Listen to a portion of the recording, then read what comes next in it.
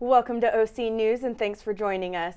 I'm Katie DeFalco. Since these fires have been burning, PG&E has shut off power to almost 1 million homes. Last Wednesday night, the Kincaid fires spread to 30,000 acres in Sonoma County, causing 180,000 residents to evacuate the surrounding area. Many people in the Los Angeles area are without power tonight because of the Getty fire. PG&E has provided some ways to prepare for a power shutoff. Here's 5 tips. Create a safety plan for all members of your family, including pets. Prepare an emergency supply kit with enough water and non-perishable food. 3, have flashlights ready at hand. And 4, if you have a generator, make sure it's ready to operate safely. And lastly, keep your mobile phones charged and stocked up on batteries for items you rely on. With the 2020 census coming up, efforts to engage and encourage communities to participate have started. This past Friday, Cal State Fullerton's Latino Communicators Institute partnered up with the new news network, Univision's, and CSUF students to produce a live town hall. The town hall aimed to inform and engage the young Latino voters whose community has historically been miscounted.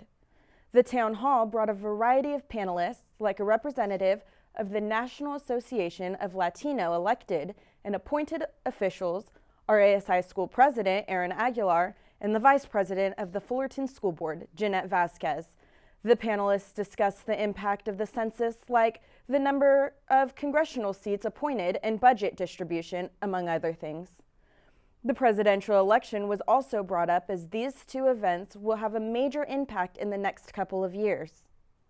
2020 is arguably the biggest year of a generation. When it comes to immigration reform, what we're doing with racism and all these different things that are going on around the country, I just think the president we have right now isn't addressing those things very well. It is the year of the census, the year of the presidential election, and the year of the Latino voter. The Latino community is expected to become the top minority in next year's race, making for a nearly 20% increase from the 2016 election, and a 6% increase of coming-of-age voters, just like Kenya Castillo. Yeah, this is the first time, yes.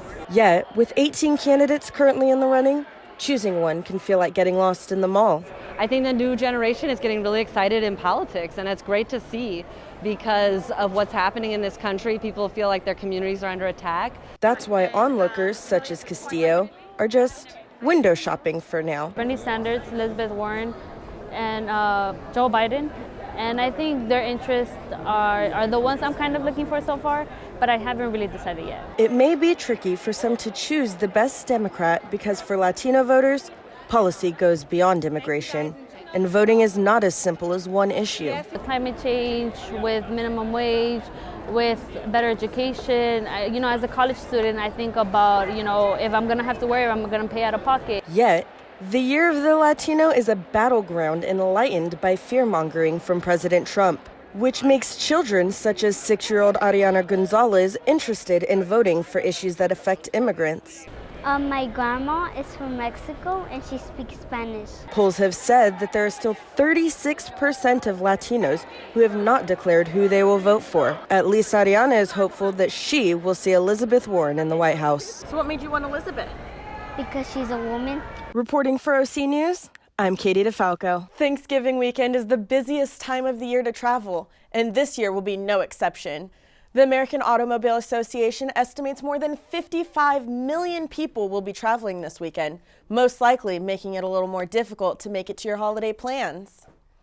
While the Wednesday before Thanksgiving is considered the worst day to travel, leaving to your destination today might be the best way to beat the crowd.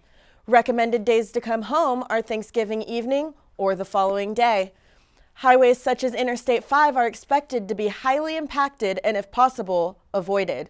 Roads in the mountains and in the Grapevine area northwest of Los Angeles are expected to be icy, causing possible closures and delays. Airports are always a nightmare, and this weekend will not make them any better.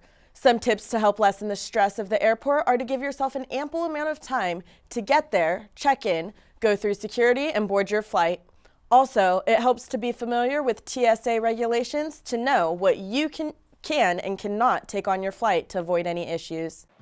Books, pencils, and playgrounds are 3 of the most common things found at elementary schools. At Stone Ridge Christian School, only 2 of those were found. The elementary campus has shared land with Yosemite Church for the past 7 years, and the students have always been limited to either playing in a field or on the blacktop pavement. After numerous fundraising events and very generous donations, they have begun what they call the Playground Project.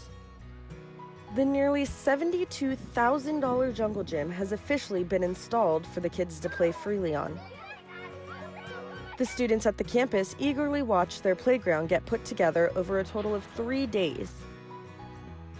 Kids on the campus shared what they were most excited about. I'm excited for the monkey bars. The monkey bars. The slide and the monkey bar. Monkey bars and slide. The monkey bars. Dean of Students Angel Berrigan shared why it is so important for students, especially of this age, to have a playground. So just as academics at a school is important, so is their social behavior and their development. And a playground allows for them to test their potential physically as well as socially. So there's a lot of components, learning components that come through playing, and a playground helps provide that. It may have taken them years to get it, but the students at Stone Ridge Christian School now have a playground that they can play on for years to come. Reporting for OC News, I'm Katie DeFalco. Imagine potential warning of a stroke being noticed by a device as commonly used as a watch. Stanford Medicine and Apple have partnered together to create an app that can detect irregular heartbeats. The Apple Heart Study app connects to the user's Apple Watch and will send a notification if there are abnormal spikes in heart rates that could potentially mean something serious. Although the progression of this technology is still in the works, results as large as saving a life may come with the advancement of this. The sound of a bell that tells students in California that class is starting will be heard much later in the morning after July 1st, 2021. California Governor Gavin Newsom signed a legislation for later start times yesterday. The bill affects more than 6 million students in one of the largest states in the country and comes at the time of mental health concerns are at an increasing rate in the U.S. While it's 8 a.m. for middle schools, it's 8:30 a.m. for high schools to begin class. Supporters of the later start say more sleep could benefit still developing brains. Most strive for fame and fortune, but for some, it's accompanied by misfortune. The struggles of health don't go away with stardom. From suicidal thoughts to needing rehab, there's no shame in getting help. Even a box office hit tackles these issues, which turns the Joker into Batman's arch nemesis. Technology has advanced quite a bit over the years, and its convenience has made it difficult to live without. In fact, it's more common to see a cell phone in someone's hand than not. Think about it. I can almost guarantee you've checked your phone in the past 15 minutes. College students especially have longer screen times, and I found out why. It's an impulse to look at. Everyone wants to be connected, and the convenience of staying connected with a device so small it can fit in your pocket has drawn many to find it difficult to put down. Smartphones are an integral part of college life and culture. In today's day and age, it is impossible to walk around a college campus and not see a cell phone in use. According to a study from the Journal of Behavioral Addiction, more than half of college students are what could be considered addicted to their phones. This amount of usage has made doctors consider smartphones possibly the biggest non-drug addiction of the 21st century. When asked around the Cal State Fullerton campus, students admitted to spending an average of 7 hours a day on their cell phones. But the real question was, doing what? Check social media or play some games just to kill some time. Social media and talking to people who are like back home and talking to my parents because they're not here and just finding where everyone is.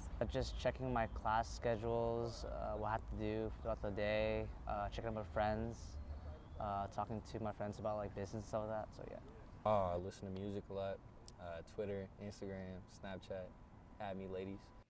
One of the largest trends today is social media. From Facebook to Instagram to YouTube and even applications like Pinterest, their appeal makes it difficult to put down. Communications professor and expert in critical cultural studies, Dr. Christina Seisel, shared how these websites keep people attracted. One of the things that research has really shown is that, the model only works if we're on it. The minute we stop using Facebook or Instagram, they're no longer collecting our data, they're no longer making money. And so what they're trying to do, and this has been the history of the advertising industry since its inception, is keep us engaged. And so through various things such as various like reward systems, they know that a particular type of message is going to send us a sort of neurological response that almost keeps us engaged with the device, as well as the sort of move to making sure that all of our communicative practices are mediated through the phone. Becoming aware of the manipulation and potential excessive amounts of usage can be difficult to interpret, but taking a break from your phone may be beneficial. Reporting for OC News, I'm Katie